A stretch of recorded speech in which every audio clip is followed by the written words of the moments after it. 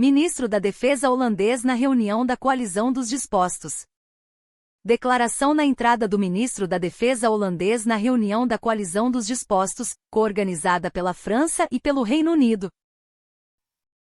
So what are you expecting today on the discussions on the reassurance force? Macron was mentioning troops between 10,000 and 25,000 soldiers. Is this something that is discussed today? How many countries will provide? Who would the Netherlands be able to conclude?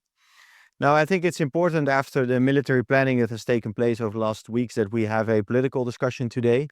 That's also indeed about what is the potential mission, what is going to be the goal, what is the mandate, what would we do on the different scenarios. For example, if there would be any escalation regarding Russia, also how is it related to a potential monitoring mission.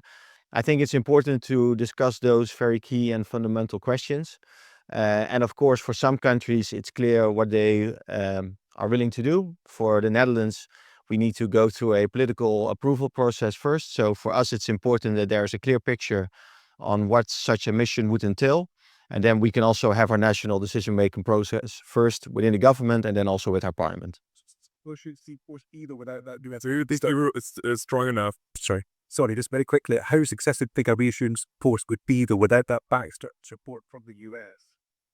It really depends. So of course, to have the US on board, also when it comes to some enablement, I think it is important. And of course, it is good if the United States is very explicit about its support and backstop.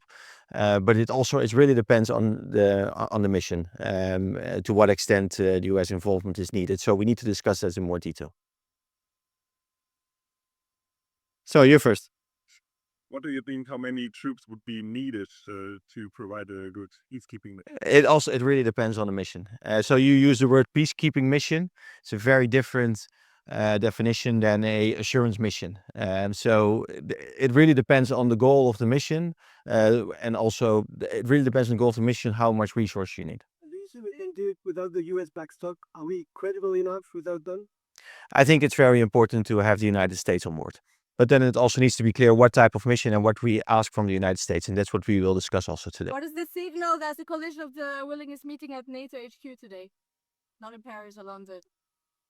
I think it is important also to show, of course, that there, regardless of what type of mission it's going to be, that there is a connection to NATO, because we need to work on security guarantees for Ukraine and at the same time make sure that we keep our collective defense and deterrence through NATO, and that it's as strong as ever.